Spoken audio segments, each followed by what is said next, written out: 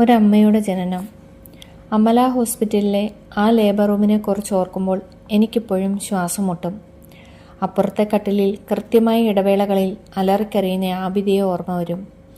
ആദ്യ പ്രസവത്തിൻ്റെ എല്ലാ കാൽപ്പനിക പ്രതീക്ഷകളും തകിടം മറിച്ചുകൊണ്ട് ഭീതിതമായ ഒരു അന്തരീക്ഷത്തിലേക്ക് എന്നെ തട്ടിമറിച്ചിട്ടുകൊണ്ട് ഉറക്കെ കരയുന്ന ആബിദയെ ശത്രുവിനെ പോലെ ഞാൻ നോക്കിയതോർക്കും. ഞങ്ങൾക്കിടയിലെ ആ പച്ച കർട്ടൻ ആരും എന്തി നീക്കാത്തതെന്നോർത്ത് കണ്ണടച്ചു കിടന്ന ആ ദിവസം.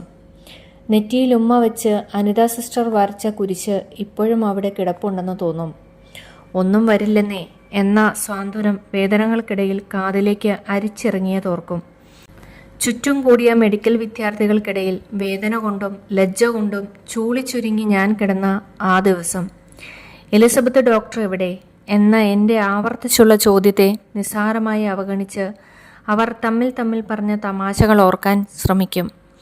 കുഞ്ഞു വേദന ഒരു വലിയ വേദനയായി മാറിയപ്പോൾ സംഹാരരുദ്രയായി ഏതോ പ്രേതകഥയിലെ നായികയെ പോലെ നിങ്ങൾ ഡോക്ടറെ വിളിക്കണ്ട എന്നലറിയത് കേട്ട് അനിത സിസ്റ്റർ ഓടി വന്നത് ഓർമ്മ വരും. എനിക്ക് മൂത്രമൊഴിക്കാൻ പോകണമെന്ന് പറഞ്ഞ് ഒരു ലജ്ജയുമില്ലാതെ കാറിക്കരഞ്ഞത് ഓർമ്മ വരും. അത് പ്രസവം എടുക്കുമ്പോൾ തോന്നണതാ, കുട്ടി ഇറങ്ങി വരണതാ എന്ന് പറഞ്ഞ് മൂന്നാമത്തെ പ്രസവത്തിൻ്റെ എക്സ്പീരിയൻസിൽ വേദന കൊണ്ട് തളർന്ന ശബ്ദത്തിൽ എന്നെ സ്വാന്തനിപ്പിച്ച ആബിദ. സമയമായിട്ടില്ല ചേച്ചി, കരയാതിരിക്കൂ എന്ന് പറഞ്ഞ് കയ്യിൽ മൃദുവായി തൊട്ട യുവാവിൻ്റെ സ്റ്റെതസ്കോപ്പ് ആടിയിരുന്നത് ഓർമ്മയുണ്ട്. അയാളുടെ മുഖമെന്തേ ഓർമ്മയിൽ വയ്ക്കാതിരുന്നതെന്നോർത്ത് പിന്നീട് കഠിനമായ നിരാശ തോന്നിയിട്ടുണ്ട്. കരുണ നിറഞ്ഞ ആ കണ്ണുകളെ മറവിക്ക് വിട്ടുകൊടുക്കരുതായിരുന്നു. ആബിദയ്ക്ക് പെൺകുഞ്ഞായിരുന്നോ? ഓർമ്മ കിട്ടുന്നില്ലല്ലോ. ബോധത്തിനും അബോധത്തിനും ഇടയിലുള്ള ഒരൊറ്റ നിമിഷത്തിലാണ് ആ ലേബർ റൂമാകെ ബഹളമായത്. പലരും അങ്ങോട്ടും ഇങ്ങോട്ടും ഓടുന്നതും നോക്കി ഒന്ന് കരയാൻ പോലും വയ്യാതെ ഞാൻ. എലിസബത്ത് ഡോക്ടർ ഓടി വന്നതും ചുറ്റുമുള്ളവരുടെ മുഖത്ത് പരിഭ്രമം നിറഞ്ഞതും ഓപ്പറേഷൻ എന്ന വാക്ക് അവ്യക്തമായി കേട്ടതും എന്നെ എല്ലാവരും കൂടി മാക്സി മാറ്റിയതും ആ പച്ചക്കുപ്പായം ഇടിയിച്ച് സ്ട്രെച്ചറിൽ കയറ്റി കിടത്തി തിയേറ്ററിലേക്ക് പാഞ്ഞതും അമ്മയും ഓടി പിറകെ വന്നതും അച്ഛൻ നിസ്സഹായനായി തളർന്നു നിന്നതും വരാന്തയുടെ അറ്റത്ത് നിന്ന് അച്ഛനെ ഒന്ന് പിടിക്കണമെന്ന് തോന്നിയതും ഇനി എനിക്ക് നിശാന്തിനെ കാണാനാവുമോ എന്നോർത്ത് ഇരു കണ്ണിലൂടെയും ധാരധാരയായി കണ്ണീർ പ്രവഹിച്ചതും ഉലഞ്ഞു തൂങ്ങിയ എൻ്റെ കൈയെടുത്ത് സ്ട്രെച്ചറിലേക്ക് വെച്ച് അമ്മ എൻ്റെ നെറ്റിയിലും കവളത്തും ഉമ്മ വെച്ചു. മുഖം കണ്ണീര് കൊണ്ട് നനഞ്ഞു. മുള്ളേറ്റു മുറിഞ്ഞ് ചോരയൊഴുകുമ്പോഴും ചിരിക്കുന്ന പക്ഷിയെപ്പോൽ ഞാൻ കിടന്നു. നിർവികാരമായി ആ നട്ടുച്ചയെ നീന്തിക്കടക്കാൻ ശ്രമിക്കും വിധം അപ്പോഴേക്കും വേദന എന്നെ പാകപ്പെടുത്തി കഴിഞ്ഞിരുന്നു. അമ്മ എന്നെ അവസാനമായി ചുംബിച്ചത് എന്നാണെന്ന് ഓർക്കാനായിരുന്നു ആ വേദനയ്ക്കിടയിലും ഞാൻ ശ്രമിച്ചത്.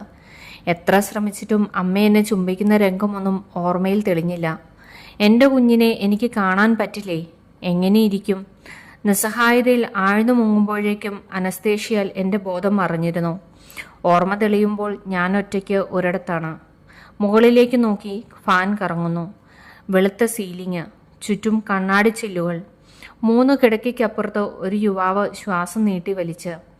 ഞാനെവിടെയാണ്? നേഴ്സ് വന്ന് അടുത്തു നിന്നു. എൻ്റെ കയ്യിലെ സൂചി നേരെ വെച്ചു. ഇത്തിരി വെള്ളം തരുമോ? ഞാനത്ര ദയനീയമായി ഒരിക്കലും യാചിച്ചിട്ടുണ്ടാവില്ല. വെള്ളം കുടിക്കാൻ പാടില്ല.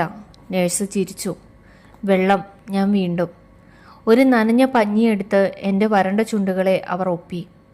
ഞാൻ ആ നനവ് നാവിനാൽ ആർത്തിയോടെ രുചിച്ചു. എത്ര യാചിച്ചാലും അവരെനിക്ക് വെള്ളം തരില്ലെന്ന് ഉറപ്പായതോടെ ഞാൻ കണ്ണടച്ചു കിടന്നു. പെട്ടെന്ന് എനിക്കെൻ്റെ കുഞ്ഞിനെ ഓർമ്മ വന്നു.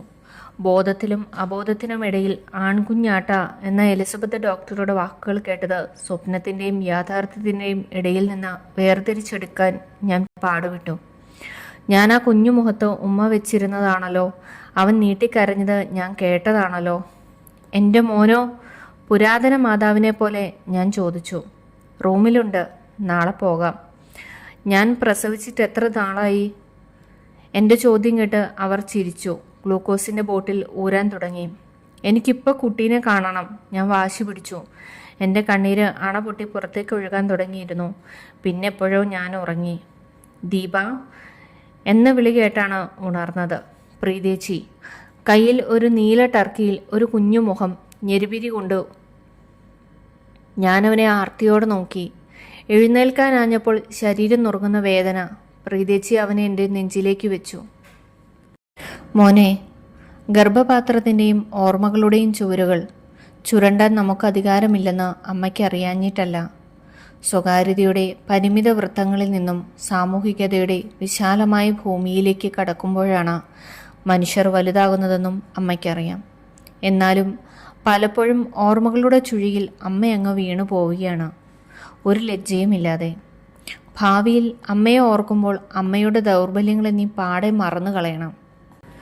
നിന്നോട് പിണങ്ങുമ്പോൾ പരമ്പരാഗത അമ്മത്തങ്ങളെയെല്ലാം കാറ്റിൽ പറത്തി അന്ന് നിനക്കിഷ്ടമില്ലാത്ത ഉള്ളിത്തീയലും രസവും മോരുകറിയും മാത്രം വെച്ച് ചോറിൽ ചിക്കിപ്പരത്തിയിരിക്കുന്ന നിന്നെ പരിപൂർണമായി അവഗണിച്ച് നല്ല രസമുണ്ടല്ലേ എന്ന ആര്യക്കുട്ടിയോട് പറഞ്ഞ് വാരി വലിച്ചുണ്ണുന്ന അമ്മയെ നീ മറന്നു കളയണം.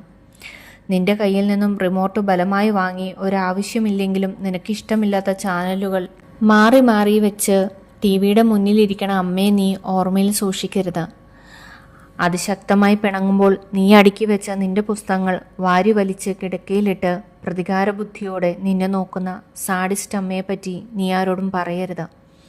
പിണക്കമൊക്കെ മാറുമ്പോൾ വാരി വലിച്ചിട്ട പുസ്തകങ്ങളൊക്കെ പൂർവാധികം ഭംഗിയായി അടുക്കി വയ്ക്കുന്ന അമ്മയെ മാത്രം ഓർമ്മയിൽ നിലനിർത്തുക. മനുഷ്യരെല്ലാം ചില ദൗർബല്യങ്ങളിലൂടെയാവും കടന്നു പോകുന്നുണ്ടാവുക എന്ന ഫിലോസഫിയിൽ നീ അമ്മയോട് പൊറുക്കുക. മനസ്സ് പറയുന്നത് പോലെ ജീവിക്കാൻ അമ്മയ്ക്ക് കഴിയാഞ്ഞതുകൊണ്ട് അമ്മയ്ക്കിപ്പോഴും ചിരിക്കാനാവുന്നുണ്ട്, കരയാനുമാവുന്നുണ്ട്. തപ്പി നോക്കുമ്പോൾ നിലയ്ക്കാത്തൊരു ഹൃദയവും അമ്മയ്ക്ക് ബാക്കിയുണ്ട്. അതുമതി, അതുമാത്രം മതി. അതിബുദ്ധിമാന്മാരുടെ ലോകത്ത് വിഡ്ഢിയാവുന്നതാണ് അമ്മയ്ക്ക് സ്വാസ്ഥ്യം. ഇടയ്ക്കൊരു വിട്ടിച്ചിരി ചിരിച്ച് അങ്ങനെ ഇരിക്കാലോ. അമ്മയെപ്പോലെയാകാതെ മിടുക്കനായി വളരൂ പിറന്നാളുമ്മകൾ.